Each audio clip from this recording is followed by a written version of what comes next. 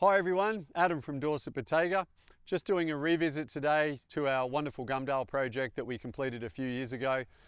Really just wanted to give you a little bit more of an insight, bit of a walkthrough that we've never done before to show you some of the details we went through. The project started about 3 or 4 years ago in design. I work with our beautiful clients, lots of sketches. We work through all the brickwork, all the designs, exactly how many pillars we would have, exactly all the heights for the falls. Every single piece of joinery that goes into the fence between the pillars was made in my workshop back at DB headquarters. Even small things like the beautiful line post that we made for the security system and cameras and internal intercom was made from pieces that I ordered in Melbourne from our beautiful friends at Chatterton Laceworks. We brought it up and then we worked with our tech guys to package that up together. Even the beautiful house sign has a removable back on it so that at different times of the year, if there's a party, you can put different signs in the back. So there's a lot of thought gone into it apart from just the beauty that you see. So a lot of design elements, a lot of behind the scenes details, and a lot of discussions as well to make sure that we got it right. So there's about 7,500 bricks in the fence itself, and there's 33,000 bricks in the gorgeous driveway. I'll take you through for a walkthrough. So even the gates that you see opening here were made in the workshop. The beautiful Russian lights were renovated, painted to be not too perfect, but all new internals were put into them. So overnight it just lights up beautifully. So as we move up the driveway, you can see some of the details that we've added. So not only do we have the concreted driveway and then the 30,000+ bricks all done in a basket weave pattern, we also added some lily pillies, which over the last year or so we've shaped beautifully, and there's a lot of underplantings. We've got some evolvulus, blew my mind. We've got some agrapanthus and some other little dotted plantings in that sort of add to the whole undulations of the property to give it a very kept but still beautiful and rural feel. One of the other things that was really important to us was that the back of the fence is as pretty as the front of the fence. So out the front at the moment we've got buddleia plantings in, which are beautiful with a purple flower. On the back side of the fence, we've got clouded and bold gardenias. There's more than 3 dozen there, mixed in with plantings with blew my mind as well. Recently, we've just added these beautiful leopard trees. So we're bringing a little bit of height to the front of the property, and also my client's home originally was in South Africa, so we're trying to bring a little bit of Africa to here as well. There's a few other leopard trees on the property, as well as the amazing Ficus benjamina, which is the feature of the driveway. Overnight, this is all lit as well. So overnight, it actually is like fairyland here. As you walk up, it's not just a driveway, it's actually a beautiful walk. So I'll take you up through and we'll move up towards the motor court. So what's really important on this project, we chose a color palette at the start as well. So we loved our pinks, our whites, our purples, and our creams. So even as you see here, you've got your little creeping daisies in white and pink. They're mixing in beautifully with the purpley or pea blue of the evolvulus, or blew my mind. And even though there's a lot of control here with the rusticness of the bricks and the way that we've allowed and keeping the edges neat and allowing everything to sort of grow together. So we've got a beautiful pine at the back.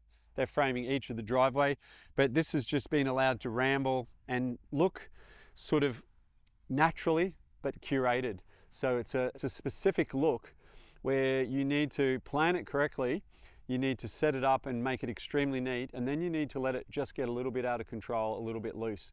And that just adds so much more romanticism to the whole landscape. As you look behind me, you'll see that we've spent a lot of time on the back of the fence. To me, the back of the fence is where the clients probably see a lot more than the front. They've got beautiful dogs. They like to walk the dogs of an afternoon around the property. So really important for me was to have this beautiful afternoon shadowing through the fence. There's 15 different height levels that we had to work with to get up to the top parcel dispatch area. So what we did is, when we first shot the heights and did the footings, we just basically worked out exactly how many level drops we were going to work with, and we did the footings and the engineering to suit.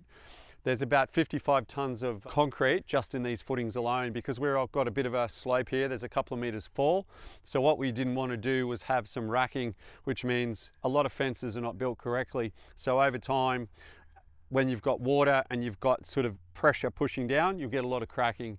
So we definitely didn't want that. So we went crazy, but this is 4 or 5 years old now, and it's still looking just as good as the day we did it. So a really important part of this property as well, being quite a few acres, is to have some bordering plantings. So we have lily pillies running down the right side from the front, and on the elevated side we ended up putting in some beautiful Leighton's green conifers. So there's about 70 or 80 conifers there, and as it works its way up the hill, then we step back into Moreas, lily pillies and a triple stack of hedging that gives the house a little bit of a buffer and some layers from the boundary as the house closes in towards the boundaries. We're out here, we've tried to make the best of the overall space, which means we've pushed all the boundary plantings, you know, within about sort of 1/2 metre to 1 metre of the boundary to allow a little bit of growth from the trees. But the conifers, I've got probably 600-700 of them at my place.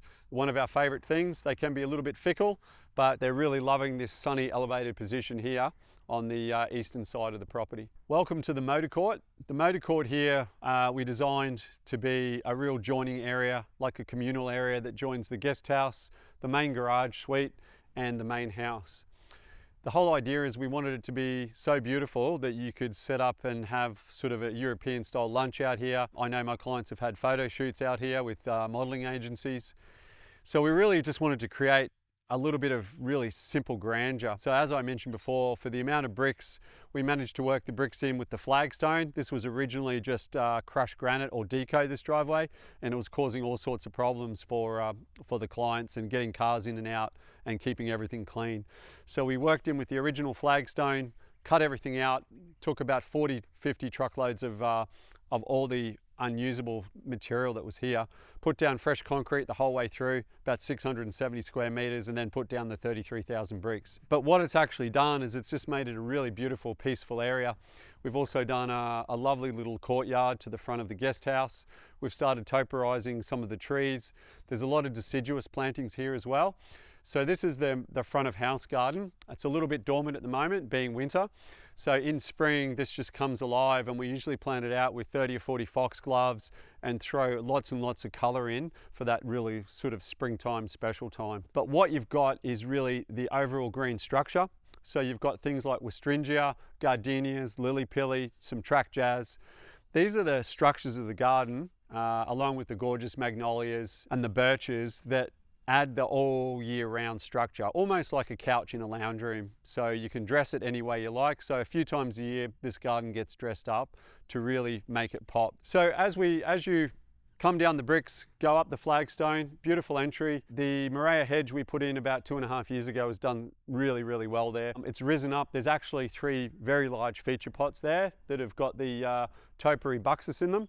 There's also some surrounding plantings. So really, it's just really sort of understated, green all year. So when you come home, you walk up the path, you can park the car, but there's also a feeling of depth and layer. So on acreage, everyone tends to, it's a bit of a trap that everyone wants to sort of treat it like suburbia and bring everything close into home, and I guess just make it look too organized and a little bit too controlled, where the right thing to do is to have little things in the distance, have little feature pockets so that it actually entices you to come outside to look at all these little areas. And like a beautiful afternoon like today, there's certain areas and shadows that are just gorgeous. So I guess the whole idea with this is to try and take what's really simple and what's normal and then just put a little twist on it, like we've done at the front there. It's nothing crazy and outlandish. You've simply got Morea, which is available everywhere, grows like a weed, fabulous plant. So we've used a lot of that, a lot of lily pilly, and then we've only used a small amount of sort of exotic, more harder to grow things. And as we move around the back, I'll show you into the parterre where we've tried to do roses and other things that tend to be generally here in Queensland with our humidity a little bit more difficult to grow. So the whole idea is to try and keep it very sort of 90% robust, and then add your little pops of color and your difficult little spots and your little bits of extra beauty. And you don't make them the priority, you make them the minority, so that you're not tied up to trying to maintain something that just is out of hand for most of the year. So it is a bit of a compromise, but given our temperature, now if you're up at Mount Tamborine or you're out at Toowoomba, you can possibly add in things like hydrangeas, some more rhododendrons, things like that. But down here, we're only a couple of kilometers to the coast. We really need to be specific about what plants we use to see what's going to go well. Otherwise, we're really just making more work for no real comeback. And when you've got so much space to look after, it's so important to try and plan ahead and put things in that are proven We do a lot of work in Gumdale, Chandler area. The soils are not particularly good, so we've learnt to rejuvenate those soils, but also plant the trees and the plantings that are suitable for these conditions. We remodeled the whole area. The pool was existing, but we gutted everything, started again.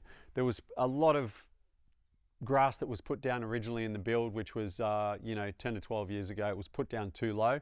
So we completely changed all the heights. We changed all the pool fencing, and then I did a cobblestone travertine mixed with a square lay trav all around the pool. We've added some beautiful umbrellas from San Francisco. Lots of beautiful feature pots, again from our good friends at Graceville Imports. Beautiful olive trees. We've also got other pots dotted around everywhere, and just with pops of color, things like silver dust, all sorts of little plantings. So this area leads on to the gym, and then from the gym there, we've actually created this beautiful feature brick wall here. We've got a couple of amazing gates that were made from my good friend Anthony at the Woodworkers there at Maruka. We've made an amazing fire pit, fireplace area down the end here, 2 giant wood boxes and an oversized stack. And then this area all leads up through the handmade gates up to the tennis court. So the panels that we got made, they were laser cut specially to our design. It was a little bit of a painful process to find someone that could cut the thickness of timber that we needed, because it needed to be an exterior grade composite. So, but now they're in, we picked a beautiful, like a soft green. It goes beautiful with the brickwork. It pulls out a little bit of color from the potted plants, but more than anything else, it just adds something that it's not an off-the-shelf item, as are the arbors and the gates. So, and in an area like this out the back, when we were really trying to go for proper Hamptons, understated grandeur, we really didn't have a ceiling about how far we would go to try and capture the detail and try and, when you look out, so the kitchen's over here, like every morning when my clients get up, obviously having a cup of coffee, sun's on the pool, and you get to see the beautiful bougainvillea, you get to see the brickwork, the grass. So there's 10 to 12 layers before you get up to the tennis court.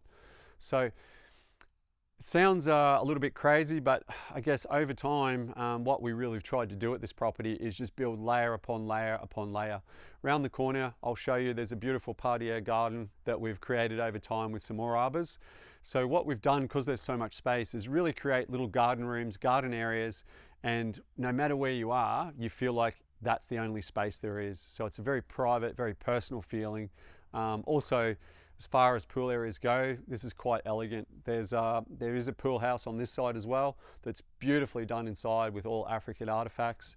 And the whole area, because these guys do have dogs, is very friendly, family and dog friendly. So it's one thing to make something beautiful, it has to also be practical and functional. So that's really what we've tried to achieve. And it's been an ongoing process. This project we've been coming back and forward to for the last 3 or 4 years, and over time it just gets better and better. The growth of the plants is happening, so now it's starting to really mature into what our original vision was.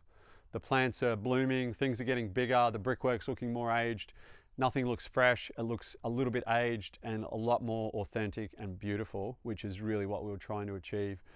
We weren't trying to be ostentatious, we were simply just trying to take all our thoughts and just sort of, extract as much of that out of what we could to make sure the vision come alive.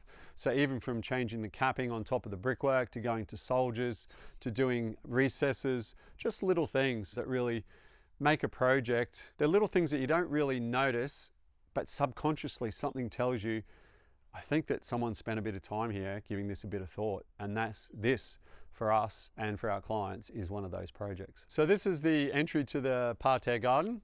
It's a little bit dormant at the moment. These are usually picking beds for flowers, obviously springtime, but we kind of went very Victorian in era, so late 1890s, early 1900s, with the style of these entry arbors. We've got 2 of these. We've also, I built these obelisks for the clients. It kind of leads you through. It's got a beautiful windy thing, like a windy path. I've actually done a teacup on the gorgeous camellia in the middle.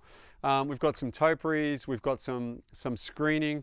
So there's a lot of elements. There's also some beautiful old, very, very sort of aged steel furniture. We've got a beautiful fountain with hand-painted Moroccan tiles. But what it is just a place, I guess, to come of morning, have a cup of tea, have a cup of coffee. Sun rises over this way. It's just a really happy place. And then in the afternoon, you get this kind of really soft, dull sort of romantic light. But it's a little area that used to be not really used. It was more of a laundry area. So what we've done is, where the old seat is up the back, that used to be where the clothesline was. So I pulled the old Hills hoist out and we relocated some clotheslines, a couple of them, up to the side of the house. And then we've actually just recreated this whole space to take it from a service area and create it into simple romantic space for a whole family to use.